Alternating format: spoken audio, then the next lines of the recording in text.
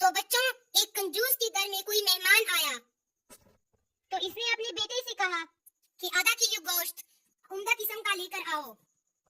बेटा बाजार गया और खासी देर बाद खाली हाथ घर आया। कंजूस बाप ने पूछा, गोश्त कहाँ पर है? बेटा बोला कि अब्बा जान, मैं कसाई के पास गया और बोला कि कोई उम्दा किस्म का गोश्त दे।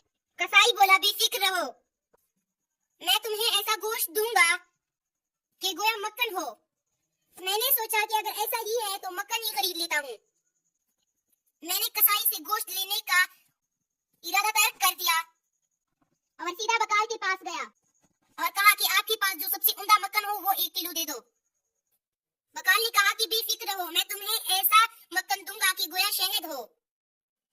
मैंने सोचा कि अगर ऐसा ही है तो शहद ले लाता हूँ। चुनांचे में शहद वाले के पास गया और कहा कि आपके पास जो सबसे उम्दा शहद है वो मुझे दे दो।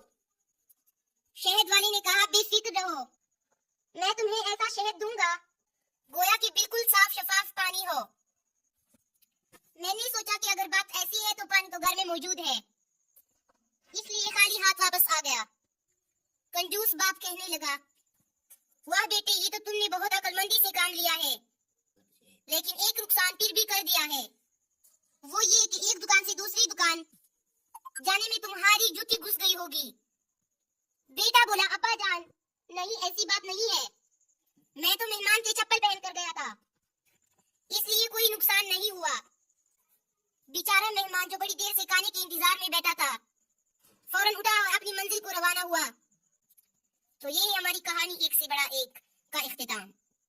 तो दोस्तों, लाइक करें, सब्सक्राइब करें और ज्यादा से ज्यादा शेयर करें।